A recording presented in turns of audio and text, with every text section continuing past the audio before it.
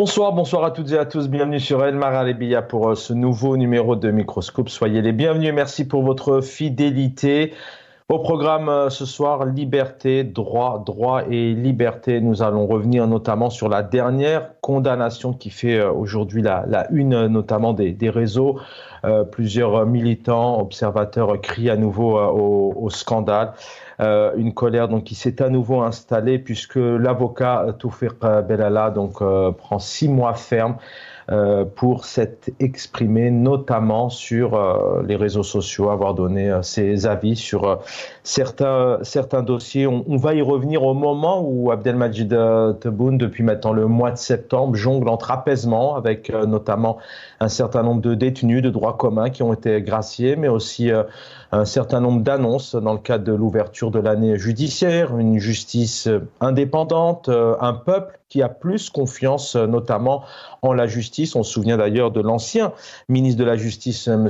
Tabi, qui avait annoncé effectivement que les Algériens avaient peur lorsqu'ils se rendaient dans un commissariat pour porter plainte ou lorsqu'ils se retrouvaient dans les tribunaux. Alors d'un côté, on a ces annonces, d'un côté, on a un dialogue qui est annoncé. On a vu encore aujourd'hui le président algérien, Abdelmajid Tebboune, qui a reçu donc Monsieur Hassani pour Al-Hamd, par exemple. On va l'écouter tout à l'heure. On nous parle d'un dialogue utile, des idées échangées, notamment, encore une fois, pour développer le front intérieur, par exemple, le front interne. Qu'est-ce que cela veut dire? On nous parle aussi d'union, une union au même moment, plusieurs militants sont toujours arrêtés, notamment lorsqu'ils s'expriment. Nous allons donc revenir sur ces actualités ce soir. Et il y a à peine 48 heures maintenant, on va l'évoquer ce soir, puisque le ministère notamment des Affaires étrangères, le ministère algérien,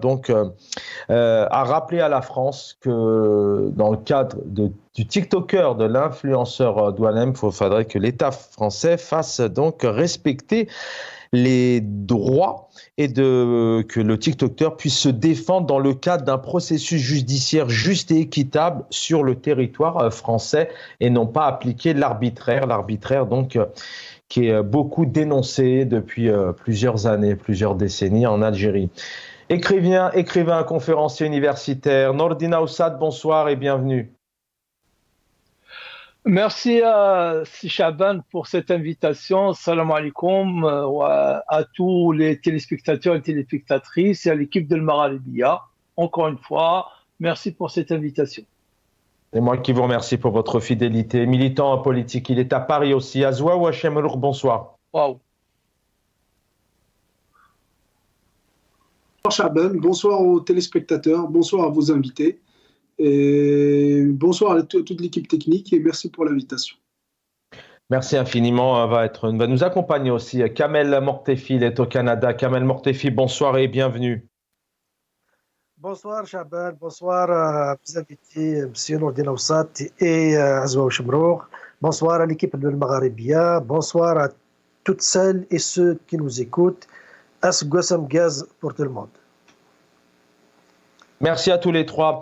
Nordina Oussad, je vais commencer par vous, notamment pour revenir sur ce cas-là, mais c'est surtout un peu les annonces qui sont faites de l'autre côté de la Méditerranée. Pour la diplomatie algérienne, l'expulsion du TikToker Douanem est arbitraire et abusive, nous dit notamment la diplomatie algérienne. On nous parle aussi un ministère qui précise que face au dépassement et aux violations des droits acquis et donc par l'influenceur sur le territoire français, la décision algérienne dans cette affaire est animée par le souci de lui permettre donc de répondre effectivement aux accusations qui sont portées contre lui, mais surtout de faire valoir ses droits et de ne pas donc mettre en place de l'arbitraire, un processus judiciaire juste et équitable.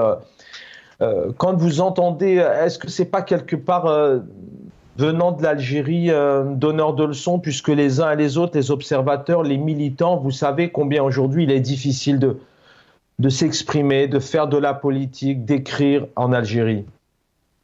C'est de bonne guerre, j'aimerais commencer par dire, si Chaban, c'est de bonne guerre.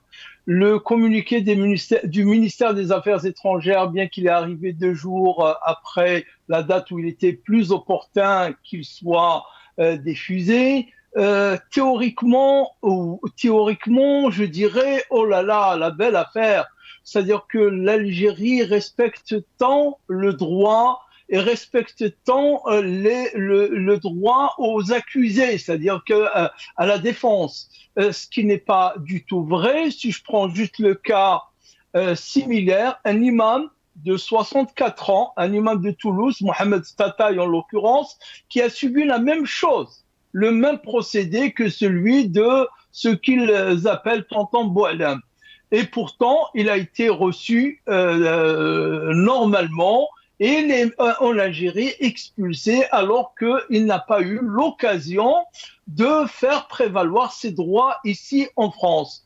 Pourquoi les autorités algériennes n'ont pas été soucieuses de faire respecter les droits de cet autre citoyen algérien. Ce qu'il faut dire, si Chaban, c'est que malheureusement, encore une fois, les autorités algériennes ont perdu une occasion de sauver ce qui reste de l'honneur. Ces personnes-là, ces influenceurs-là, qui sont une bande de nervis, de cracheurs de feu, de semeurs de haine, c'est à l'Algérie, elle aurait dû remercier la France de le lui avoir ramené et c'est à elle d'engager des poursuites contre eux, notamment ce Boualem-là qui citait nommément et de façon explicite comment il s'appelle, Mohamed Tajdeit, et qu'il incitait les gens à faire violence contre cet homme.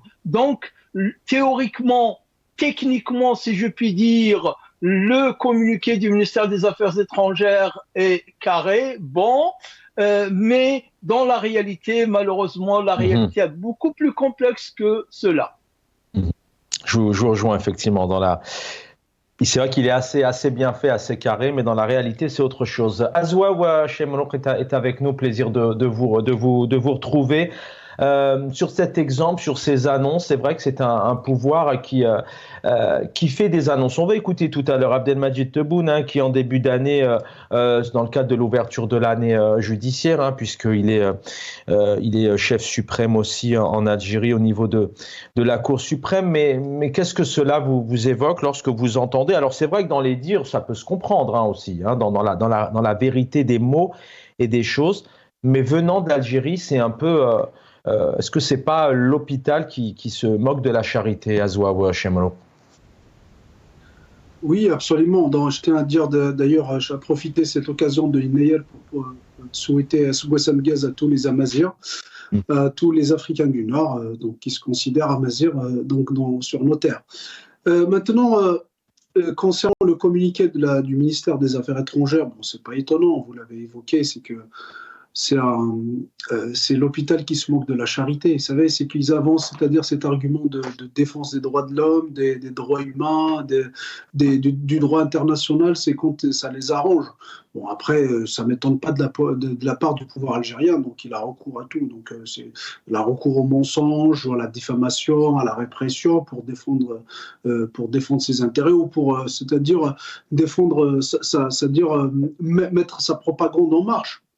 Après, quand on revient sur l'affaire en elle-même, je pense qu'il y a quand même certaines nuances qu'il va falloir apporter, c'est-à-dire l'expulsion en elle-même, parce que j'ai entendu certains experts qui disaient des experts juridiques en droit international qui disaient que, c'est-à-dire que les autorités françaises ont précipité quand même les choses sans voir... c'est-à-dire l'aspect sans respecter certains aspects juridiques de la chose, ce que je peux comprendre. Parce qu'en fait, si vous voulez, il y a plus, c'est-à-dire l'aspect politique qui a primé sur l'aspect juridique sur cette affaire-là. quand on prend le contexte actuel. Mais je vous comprends, Azouaf Chemloukri. Alors, c'est pas vraiment le sujet ce soir, mais c'est bien de le préciser. Mais peut-être, comme disait Nordina Oussat un instant, ce sont quand même des individus d'abord qui ont attaqué les opposants, ceux en tout cas qui veulent, opposants ou pas, mais en tout cas ceux qui veulent un changement de système, comme vous avez envie de voir un autre État, ou alors, voilà, on se connaît assez maintenant, avoir un État démocratique, qu'on puisse s'exprimer, qu'on puisse avoir un parti. Ce sont des individus, des hommes et des femmes d'ailleurs, qui ont appelé aussi contre Mohamed Tajadid, mais pas que, contre les opposants. C'est vrai que le pouvoir algérien aurait pu se dire, au contraire, on prend ces hommes et ces femmes, et puis nous avons une justice. Ce n'est pas normal que ces Algériens, au fin fond de la France, dans l'Hérault, à Montpellier, puissent donner cette image, attaquer aussi des citoyens, etc. Le pouvoir algérien aurait pu le faire, ce qui aurait servi d'ailleurs, à mon avis, l'image de l'Algérie, la diplomatie, puis la protection des militants et des militantes. Non, je pense que c'est plus délicat que ça. C'est-à-dire que franchement, cette affaire, elle est plus délicate. C'est-à-dire que si on prend le côté français, ils auraient dû juger d'abord ces individus et puis après les expulser à terme c'est-à-dire de leur peine.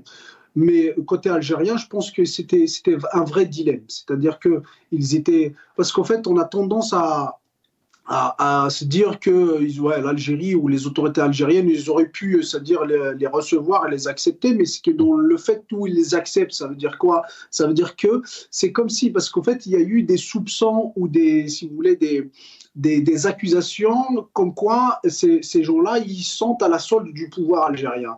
Moi, politiquement, je sais qu'ils sont à la solde de ce pouvoir, mais après, est-ce qu'il y a eu vraiment un lien direct ou des proximités, des injonctions directes de ce pouvoir? Je n'ai pas de preuves, mais idéologiquement ou politiquement, ils sentent quand même, il y a une certaine proximité. Donc le pouvoir algérien, ce qu'il a voulu éviter, c'est qu'il y ait, c'est-à-dire une affirmation de cette proximité en les acceptant, parce qu'il était dans un vrai dilemme. S'il les acceptait, c'est-à-dire que l'opinion, que ce soit ici en France ou en Algérie, l'opposition, on aurait dit que effectivement, il y a un lien direct, c'est-à-dire que l'Algérie accepte, c'est-à-dire ses sous-fifres ou ses relais à l'étranger. C'est pour ça que l'Algérie ne les a pas acceptés, mais c'est vrai que c'était un délai parce que en fait, c'est des ressortissants algériens. Donc, en fait, si c'était la France, j'en suis sûr, si c'était la France, si c'était des Français qui étaient jugés en Algérie ou qui étaient arrêtés en Algérie, la diplomatie française aurait mis tous les moyens pour récupérer ces ressortissants, ce qui est logique, parce que quand on est un pays souverain, quand on est un pays qui a quand même une puissance militaire ou diplomatique, on aurait tout fait pour récupérer ces ressortissants, et on les aurait jugés peut-être en interne. Mais ce que l'Algérie, il faut le savoir, c'est que l'Algérie, il était dans un vrai dilemme. Peu importe ce qu'il aurait fait, ça doit être perçu en sa défaveur, si j'ose dire. Je reviens à vous. Effectivement, la question qui nous importe, c'est plutôt un peu comment aurait dû ou peut-être aurait pu se comporter le pouvoir algérien. On va écouter le président algérien et je reviens à vous, Kamel Mortefi, dans un instant. حسنت جهود عصرنة قطاع العدالة من رفع مستوى الأداء أن يفهم الجميع أن العدالة دورها الأساسي هي حماية الاقتصاد مش القمع. فقد تعززت مكانة قطاع العدالة وتجدرت بأحكامه استقلالية القضاء، نبل رسالة القضاء ومكانة السلطة القضائية المستقلة الصاهرة على حماية أسس الحق والقانون. يمكنني أن أتحدث باطمئنان عن الخطوات التي قطعناها لاستعادة ثقة الدولة وتوطيد مقتضيات الحوكمة في الجزائر التي نبنيها مع الجميع بإرادة سياسية جامعة للجهود. Voilà, Abdelmadjid Tebboune, président algérien, qui s'est exprimé dans le cadre de l'ouverture de l'année judiciaire, notamment avec des termes, l'indépendance, la confiance du citoyen qui est de retour, entre autres un système qui se construit, et puis cette justice du téléphone qui est apparemment en train de s'effacer en Algérie. Kamel Mortefi, on partait un peu sur les propositions, les conseils du ministre de la diplomatie algérienne sur l'affaire des TikTokers. On vient d'entendre ici le président algérien. Aujourd'hui, Toufir Belala qui prend 6 mois ferme, qui est avocat. Il y a les écrivains, il y a les militants, maintenant il y a les avocats. Qu'est-ce que cela vous inspire dans une nouvelle Algérie apparemment assez apaisée où le dialogue est maintenant ouvert? On en parle dans un instant aussi. Oui, il ne faut pas oublier que la France a choisi de répondre de manière politique et administrative à ces cas de blogueurs qui ont proféré des menaces. Ça s'est passé sur le sol français, donc ça ne s'est pas passé sur le sol algérien. Donc le pouvoir algérien est loin de jouer sur ce terrain-là, parce que si on accorde au pouvoir algérien le droit de juger ces blogueurs en Algérie parce qu'ils ont proféré des menaces à l'extérieur du pays, c'est comme si on lui donne le droit de juger n'importe quel Algérien résidant à l'étranger, même pour des opinions politiques, comme il le fait actuellement en Algérie. Donc faisons juste attention à ça. Et la France a choisi de traiter politiquement et administrativement cette affaire parce qu'elle ne veut pas donner un coup à son système de justice, son système judiciaire, en expédiant cette affaire de manière comme ça. Mais vu que c'est un Algérien, c'est un étranger qui détient des papiers de résidence temporaire, genre il n'est pas citoyen français, donc il n'est pas naturalisé. Donc je ne connais pas le règlement en France, mais je pense que l'administration française a le droit de gérer de cette façon cette affaire-là. Mais on aurait souhaité que la justice française tranche là-dessus, parce que c'est un cas grave, c'est un cas de menace de mort et tout ça. Il fallait que la justice française... Il passera en jugement le 24, il est prévu qu'il passe en jugement le 24 février, mais on pourrait encore passer des heures vraiment sur la droite, la gauche, la France, Darmanin, Retailleau et compagnie, mais je voudrais vraiment qu'on s'arrête. L'exemplarité, enfin, il y a plusieurs exemples comme ça, on a vu dernièrement depuis 5-6 ans dans le cadre des Nations Unies, au Conseil de sécurité, enfin, c'est tout de même un pouvoir qui aujourd'hui est amené à donner des conseils, à dire que tout va bien. Bon, Saïd Salhi qui poste aujourd'hui notamment les informations de Zakaï Hanash, voilà, il parle d'une escalade de répression. On échangeait tous les trois avec ces infos cet après-midi, mais sur le Manishradi, il y a 37 arrestations qui ont été documentées, 21 personnes ont été mises sous mandat et 4 sous contrôle judiciaire. C'est ça notre question ce soir. On a un président, Kamel Mortefi, qui parle tout de même d'apaisement. Il y a une grâce d'un côté, il y a l'ouverture du dialogue. On va écouter un certain nombre de personnalités politiques ce soir. Kamel Mortefi sur cette question. Ce que je veux dire, juste revenir à la question, à la France, ce qu'il y a de commun entre le pouvoir algérien et la France officielle, ce qu'il y a de commun pour eux, c'est que réprimer la démocratie en Algérie travaille les intérêts des deux. Parce que la France n'a pas besoin de démocratie, ne veut pas de démocratie en Algérie. Et idem pour le pouvoir algérien qui chasse les militants pro-démocratiques, qui sont pour les libertés, qui sont pour un fonctionnement démocratique, donc revenir à la légitimité populaire. Donc tout ça, les deux régimes, les deux pouvoirs, que ce soit la France, que ce soit l'Algérie, s'entendent là-dessus. Ils ont des intérêts communs à défendre et la démocratie elle est un danger pour les intérêts des deux. Revenons maintenant à cette... Enfin, c'est pas les mêmes pays. Aujourd'hui, dans les médias français, tout le monde s'en donne à cœur joie, tout le monde s'exprime, les partis politiques, peut-être que Nordine Aoussad pourra réagir.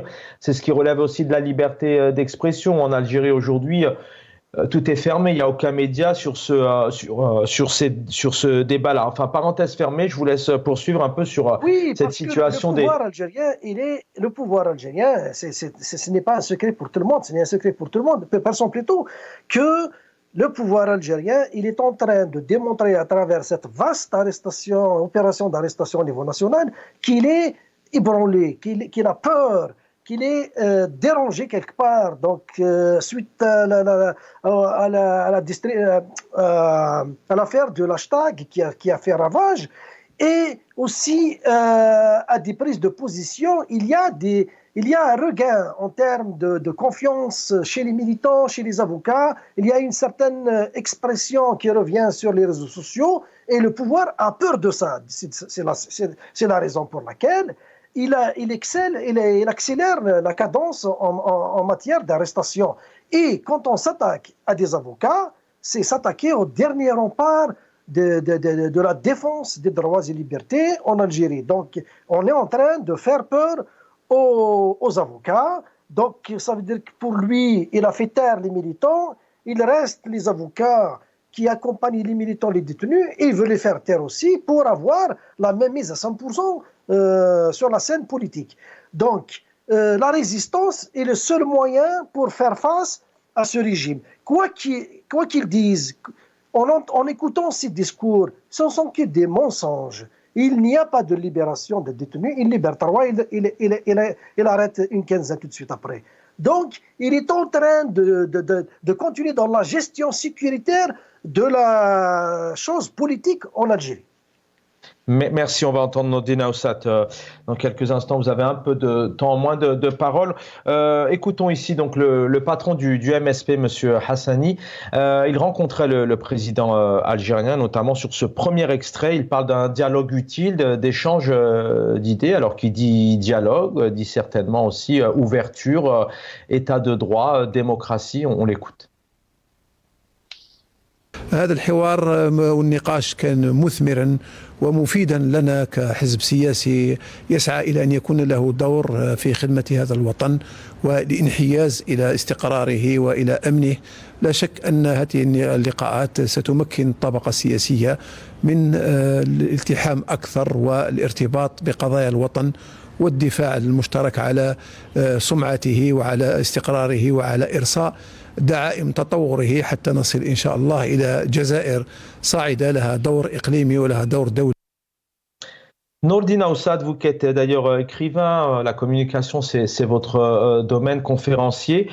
Qui dit dialogue dit ouverture, qui dit échange d'idées. Dans un deuxième extrait, peut-être qu'on l'entendra, mais je préfère vous entendre aussi, Hassani, qui parle d'un dialogue pour renforcer le front interne. Avoir un peu votre réaction. Vous venez d'évoquer, vous faites un constat aussi de certain nombre de libertés fermées, mais d'un côté, on a encore une fois ce dialogue qui revient. Et deuxième axe, d'ailleurs pour vous trois, on a ces images souvent de suprématie. Lorsqu'Abdelmadjid Tebboune parle devant les conseils de la nation, tout le monde applaudit, tout le monde est content, on est d'accord, etc. Est-ce que quelque part, il n'y a pas aussi une complicité un peu de ces partis politiques qui suivent le mouvement alors qu'on est loin de cette réalité ? Mais absolument, c'est Chaban, la complicité a été toujours, je dirais, le complément de l'autoritarisme du pouvoir. D'un côté, vous avez un pouvoir autoritaire, un régime autoritaire, clientéliste, et qui dit clientéliste, il faut une clientèle. Qui dit corrupteur, il faut un corrompu. Les partis politiques ont toujours joué le rôle, en quelque sorte, des acteurs d'une mise en scène ou d'une pièce théâtrale qui est écrite et faite, montée par le pouvoir. Le dialogue, si Chaban, j'ai eu l'occasion de le dire une fois, j'en avais cru pendant quelques mois en 1995. Donc, ce qui veut dire, il y a une trentaine d'années, j'ai bien cru sincèrement que le pouvoir était capable, dans des moments où il n'y avait aucune issue, si ce n'est que le déblocage se fera ou se ferait par le dialogue sincère, mais j'ai déchanté l'été arrivé, au mois de juillet, la fin du mois de juillet 95, j'ai arrêté. Et je l'ai écrit, je l'avais lu plusieurs fois dans mon livre, en 95 déjà, que ce pouvoir, malheureusement, ne dialogue jamais. J'aurais bien aimé, franchement, de tout mon cœur, mon souhait, c'est qu'il y ait un pouvoir qui est à l'écoute, un pouvoir qui a une certaine intelligence politique, qui a une certaine sagesse, qui sait poser une stratégie politique de sortie de crise et qui va s'engager sincèrement dans un dialogue. Mais ce n'est pas le cas. Ce n'est pas le cas. Ces pouvoirs-là, MSP Hassani ou FFS ou un autre parti, ils sont là quand le pouvoir leur ouvre une petite porte, il les y invite, ils rentrent, mais sinon ils vont rester dans le placard, eux comme d'autres. Donc le dialogue, toutefois, disons toutefois, il n'est jamais trop tard pour bien faire. Il ne faut pas être totalement désespéré. Donnons un petit peu de crédit à ce pouvoir que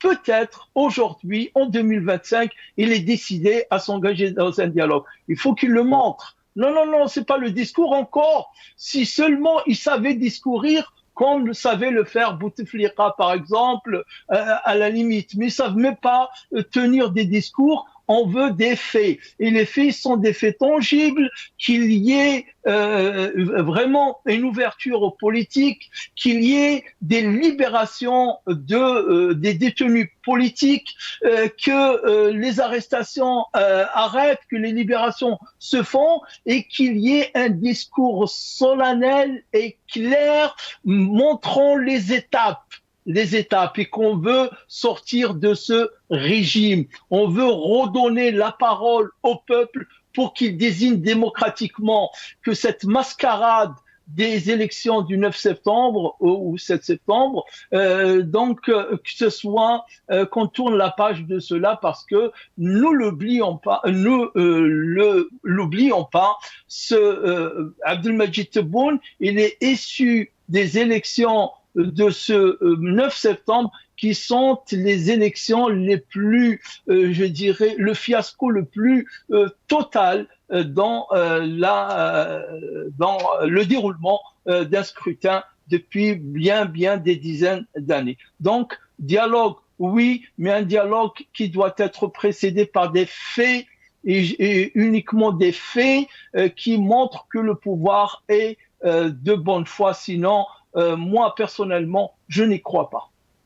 Merci Nordine Aoussat, restez avec nous. Azwawa Chemlour, je reviens à vous, effectivement, qui dit dialogue, c'est pouvoir dialoguer, mais avec tout le monde. Le 27 novembre dernier, Abdelmadjid recevait, en novembre dernier, avant les élections, il recevait 27 partis, autant de partis en Algérie. Alors, on ne connaît pas les noms, c'est pas ce qui s'y passe, mais par contre, les partis d'opposition, même le RCD, qui a une certaine position, une certaine posture, n'a pas été reçu. Est-ce qu'on peut parler de dialogue dans ce climat? Et puis, il y a une question que je posais aussi, quelque part, est-ce qu'il n'y a pas une certaine complicité du RND, du MSP, aussi du FFS, qui appelle aussi à ce dialogue? Azwawa Chemlour. Oui, Chaban. Bon, moi, je ne crois pas du tout au dialogue du pouvoir, parce que d'abord, si on parle, vous avez évoqué tout à l'heure le MSP ou le FFS, c'est-à-dire si on parle de dernières élections, le pouvoir a essayé de faire en sorte à ce qu'il y ait un certain maillage ou une certaine représentation politique en Algérie. Malheureusement, on sait bien que ces partis ne représentent rien en Algérie, c'est-à-dire sur la scène politique ou dans la société algérienne. Ils existent qu'à travers le pouvoir. Donc le pouvoir, il a essayé de faire en sorte à ce qu'il y ait des islamistes, donc à travers le MSP, à ce qu'il y ait aussi, si on peut dire, des démocrates progressistes, notamment une représentation des Kabyles à travers le FFS. Donc, il a fait en sorte, il croyait gagner son pari en ramenant le FFS et le MSP pour participer à ces élections. Bon, moi, ce que je peux comprendre, c'est que le FFS et le MSP, ils existaient qu'à travers le pouvoir. Donc, ils se sont pesés dans la société, ils ne pèsent rien, notamment à l'instar de beaucoup de partis politiques, que ce soit dans l'opposition, dans ce qu'on appelle l'opposition, ou que ce soit dans les partis du gouvernement. Donc, notamment à partir de 2019, ils se sont pesés, donc ils ont trouvé qu'ils ne pèsent rien dans la société, donc il fallait qu'ils existent, il fallait qu'ils jouent un rôle, ou il fallait qu'ils offrent leurs services au pouvoir algérien. Et en contrepartie, le pouvoir, c'est-à-dire leur permet une certaine existence. Donc, mais si on revient au dialogue, pour répondre à votre question, moi je ne crois pas au dialogue, parce qu'en fait, pour dialoguer, il faut être au minimum deux.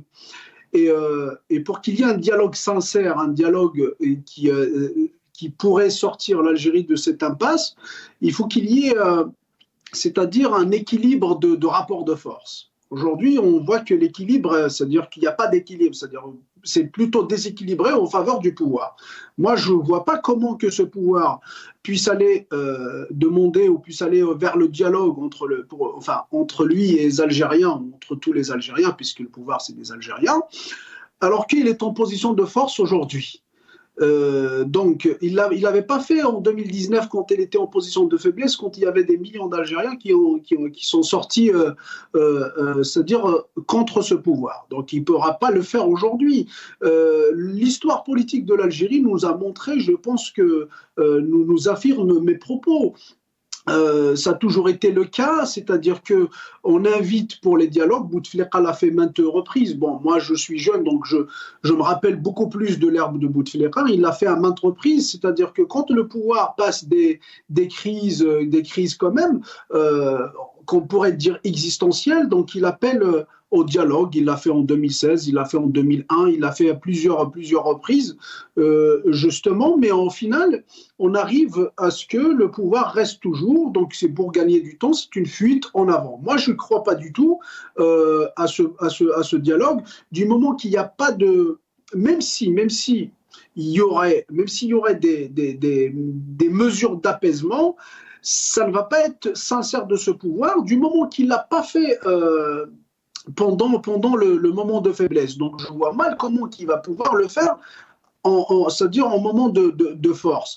Et puis, on a vu tous les élections passées, c'est-à-dire entre guillemets les élections passées. C'est un forcing, en plus, c'est une mascarade électorale. Donc, les gens qui sont capables, ou les tenants du pouvoir qui sont capables de tels agissements, de telles pratiques politiques, ils ne sont pas démocrates. Donc, parce qu'en fait, pour aller vers le dialogue, il faut être un démocrate, il faut croire en la démocratie, il faut croire, c'est-à-dire il faut être convaincu de la force du dialogue et il faut être convaincu de la force du débat, de la force des idées. Et ces gens qui ont recours à ce genre de pratique ne croient pas du tout à la démocratie, ne croient pas du tout, c'est-à-dire au débat, à la force de conviction, ou à la force des arguments. La seule chose à laquelle ils croient, c'est la force. Et évidemment, aujourd'hui, ils sont détenteurs de la force.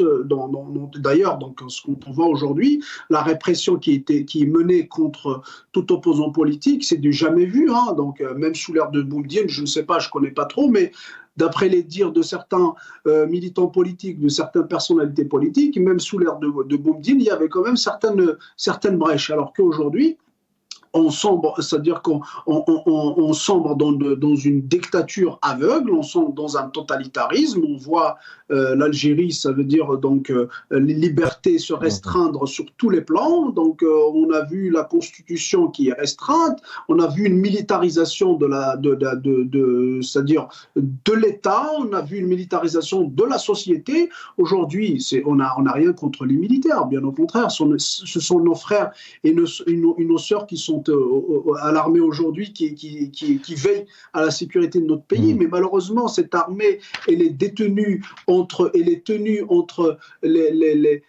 certaines militaires politiques, que j'appelle militaires politiques, qui tiennent aujourd'hui l'armée en otage. Et on voit une militarisation partout. C'est-à-dire, c'est comme si c'est une forme de réponse à un slogan phare du peuple algérien, c'est-à-dire Madaniya Machi Askaria. Nous, on voulait dire Madaniya Machi Askaria, c'est-à-dire la civilité de l'État. Un État doit être civil, c'est-à-dire que la décision politique doit être tenue ou prise par des civils politiques et non pas par les militaires. Bien au contraire, aujourd'hui, on voit une militarisation partout. Donc, même le gouvernement Tebboune, il est militarisé. en nommant Chengueriha en tant que ministre délégué. Ça veut dire qu'aujourd'hui, au sein du gouvernement, Chengueriha ne tient pas que si vous voulez, des fonctions opérationnelles, mais aujourd'hui, il a des fonctions politiques. Et quand on parle de ministre délégué, c'est-à-dire qu'il a un pouvoir politique. Donc, on a un militaire qui est en sein de pouvoir. Je termine là-dessus. Donc, ils ont même permis la nomination de militaires dans des sociétés publiques, donc à caractère économique ou social. Donc, juste pour vous dire le degré de militarisation. Il y a une chose qui est très importante dans l'article 31 de la Constitution, c'est-à-dire qu'elle donne le droit à l'armée d'intervenir, même de dégommer, c'est-à-dire de destituer un président de la République qui est légitimement élu. Et donc, l'armée a cette capacité de le destituer s'ils estiment les intérêts stratégiques et vétos de la nation sont touchés, sans même définir quels sont ses intérêts. Donc, pour vous dire le degré de militarisation de notre pays aujourd'hui. Je reviens à vous avec ce décret officiel. Le patron de l'APN, M. Bourali, installe aujourd'hui les 2 groupes de travail chargés d'étudier les montures, notamment des 2 projets avec ces lois relatives donc aux partis politiques et aux associations. Juste 3 lignes. Donc, il a indiqué que le projet de loi organique donc relatif à ces partis et ces associations vise essentiellement, je cite, à moraliser la vie politique et publique. Des mots importants. La morale, à renforcer la transparence et à consacrer les pratiques démocratiques, soulignant que ces réformes s'inscrivent dans le cadre des efforts de l'État en vue de construire des institutions modernes fondées sur le droit et la loi. Kamel Mortefi, quand on entend ça, ça vient de sortir. Il y a une petite heure au sein de l'APS, des élections qui ont été totalement un fiasco, puisque pas loin de 10% ont voté pour le président actuel. Il est très mal élu, c'est une réalité. Kamel Mortefi, je le rappelle, d'un côté, il y a une répression, il y a des arrestations, et puis d'un côté, c'est un pouvoir qui continue à dire les choses, les droits, la loi, la moralité, pratiques démocratiques. Si c'était un État démocratique, il fallait juste après ce 7 septembre se remettre en question. Les Algériens n'ont pas voté. Que faire pour redonner confiance aux partis politiques, pour une grande partie d'ailleurs, dont on ne voit pas du tout l'activité. Donc il y a des lois pour la politique, mais on ne voit pas du tout des activités, pas d'assemblée, pas de meeting. J'ai envie de dire peut-être des coquilles vides. Kamel Mortefi.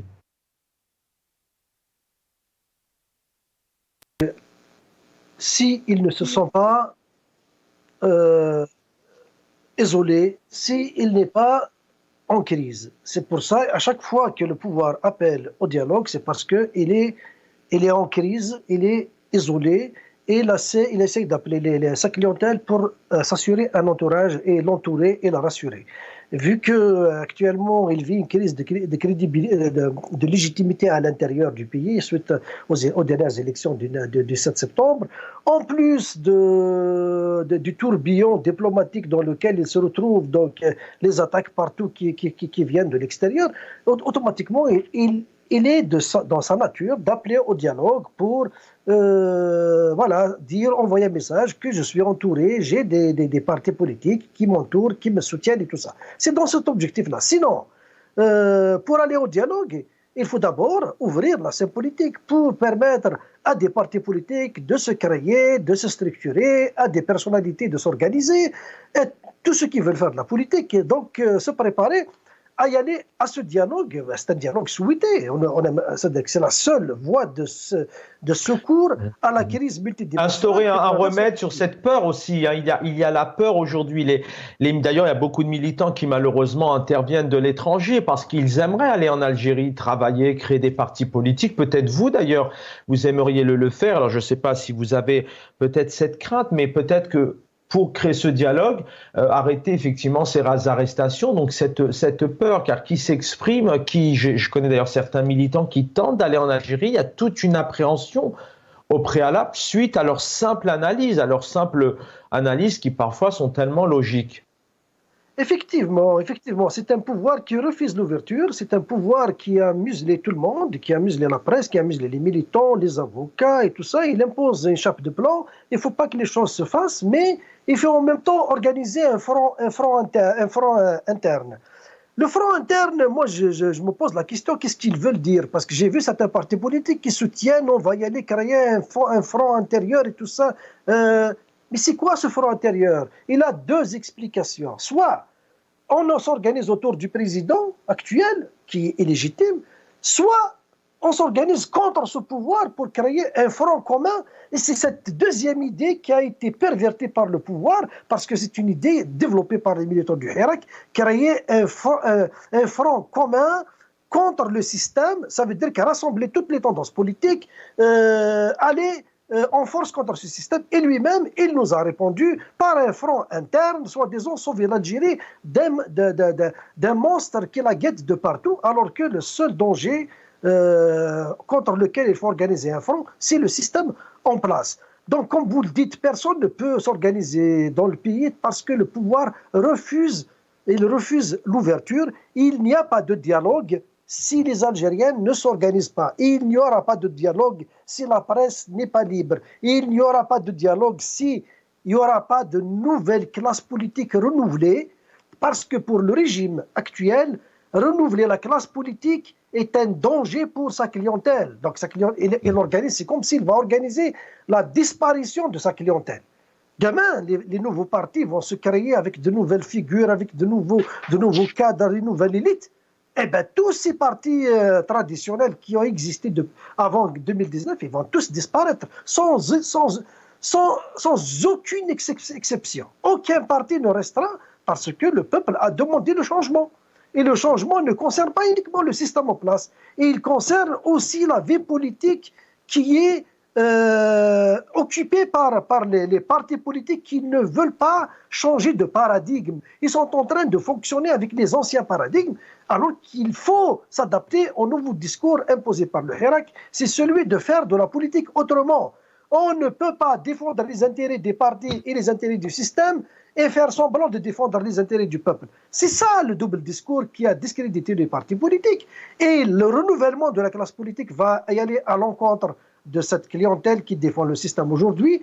Et on ne le trouvera pas juste uniquement. Cette clientèle n'existe pas uniquement à l'intérieur du RND, du FLN. Je ne vais pas citer de nom de partis politiques, mais les partisans du statu quo aujourd'hui qui vous disent « Ah, ne faites rien du tout, s'il vous plaît, parce que l'Algérie, il est attaqué de gauche à droite et tout ça », l'expérience nous a montré qu'à chaque fois qu'il y a une instabilité, à chaque fois qu'il y a une instabilité au niveau de la géopolitique, des systèmes dictatoriaux comme ça tombent.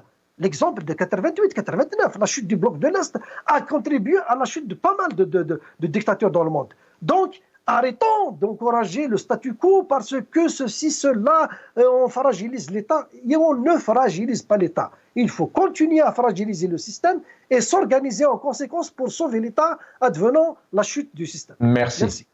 Je reviens à vous. Il nous reste encore un tour. On va entendre bien évidemment Nordine Aoussad dans un instant. Ouais, tout de même, ça dure quelques secondes.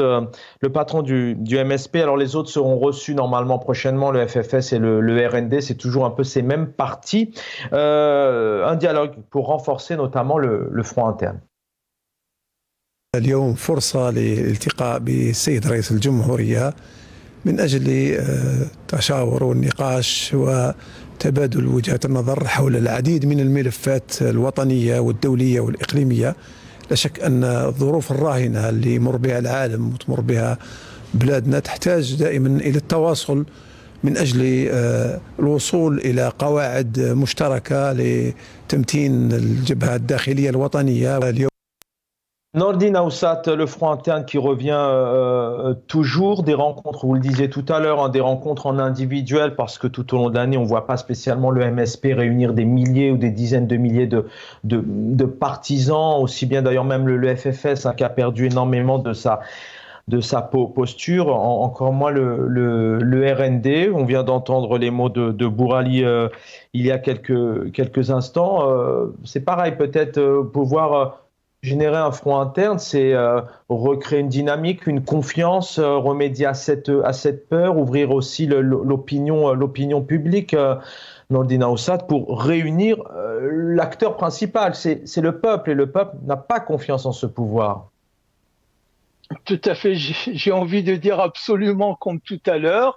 Écoute, c'est Chaban, une des grandes leçons de la guerre de Russie contre l'Ukraine, que les stratèges, ils en parlent dans plein d'articles et d'analyses, c'est que le front interne de l'Ukraine est solide.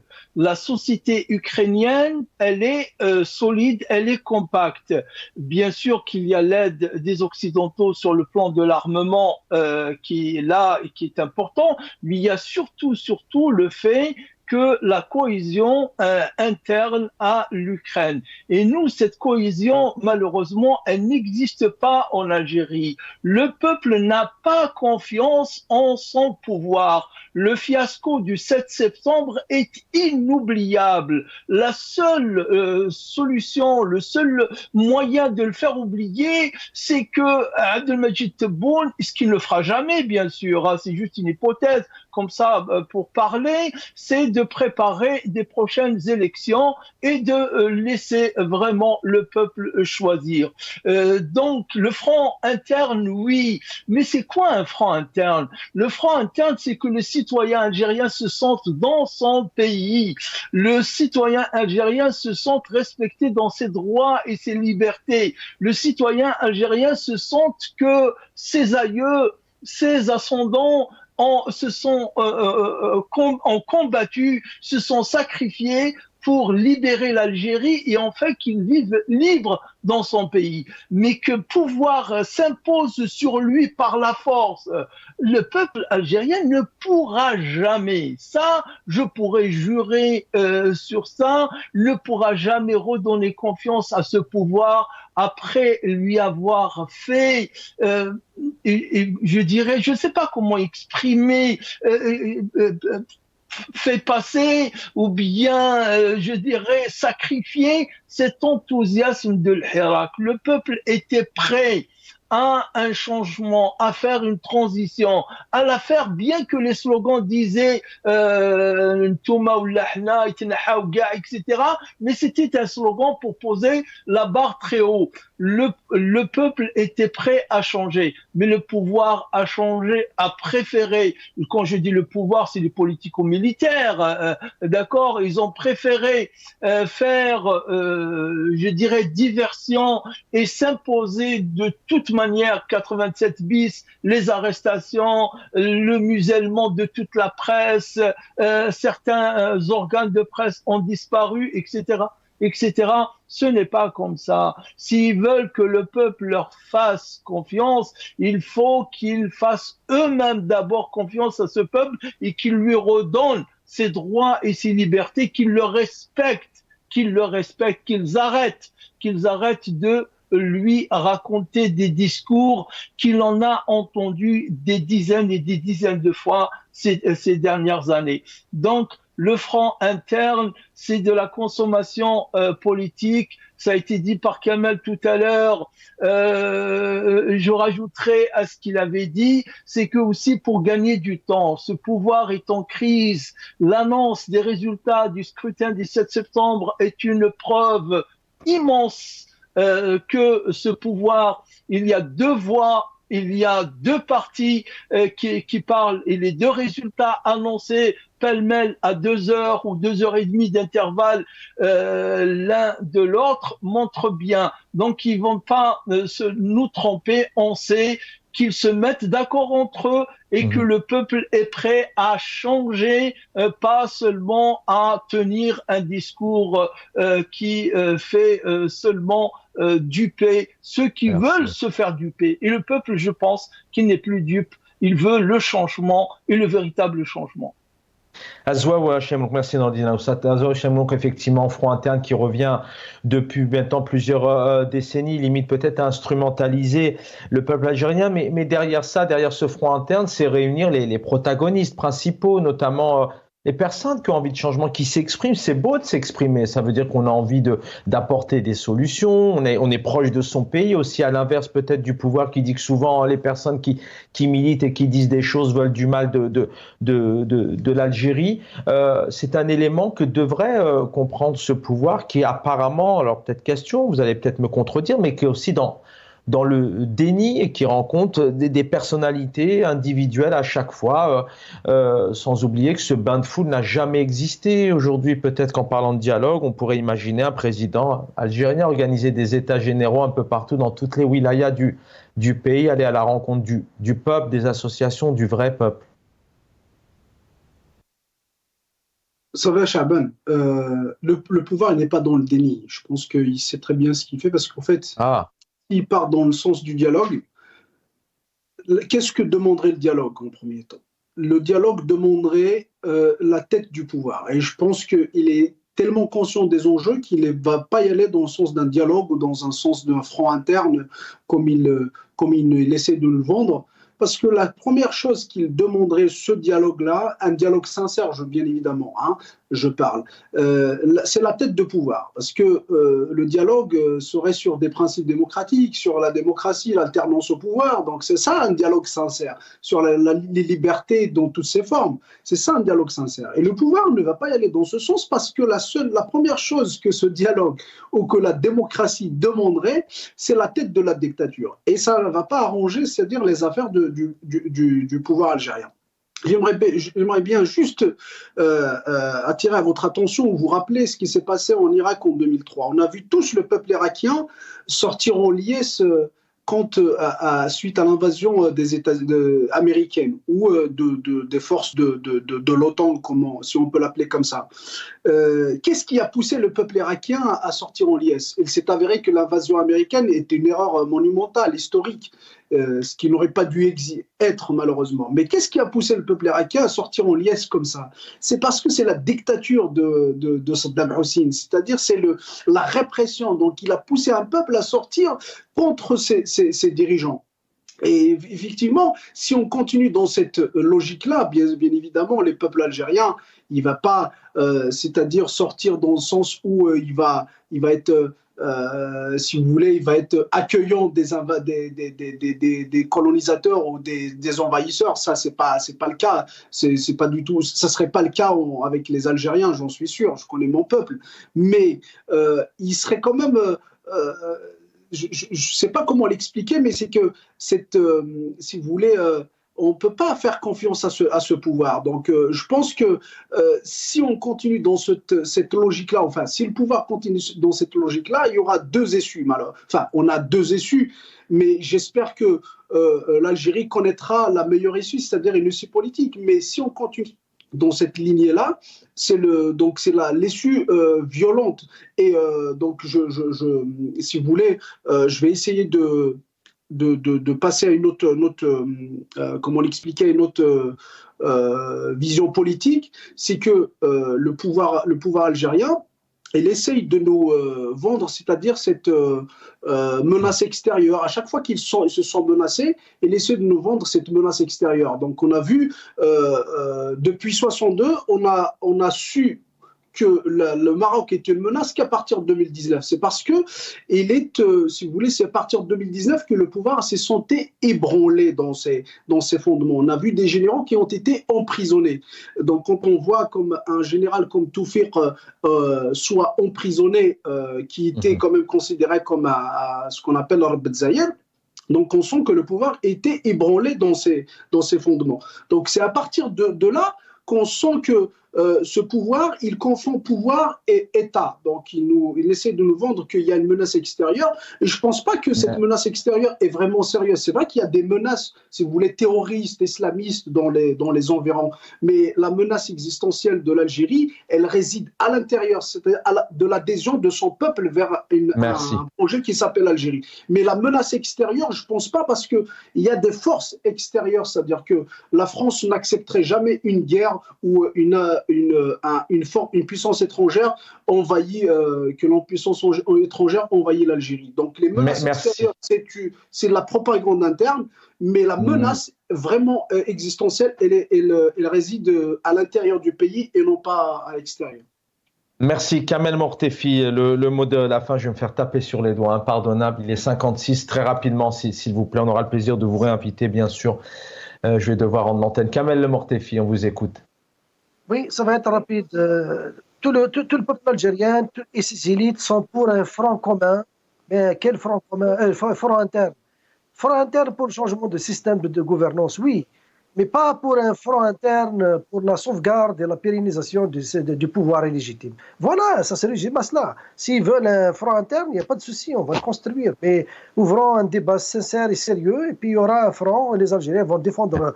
Déjà, les Algériens sont prêts à défendre leur pays indépendant du pouvoir en place. Donc, dépendamment du pouvoir, le peuple, il est constitué en front interne. Depuis le 7 septembre, il l'a confirmé. Plus de 95% ont boudé les élections et ils lui ont dit on ne vous reconnaît pas. Et c'est clair, c'est suffisant. Maintenant, il s'agit de ramener les plus patriotiques dans le système à rejoindre le peuple et laisser cette mafia partir et organiser la vie démocratique en Algérie. Merci beaucoup. Merci Kamel Mortefi. C'est moi qui vous remercie pour votre fidélité militant politique. Azwa Chemlouk, merci d'avoir été avec nous, militant aussi politique.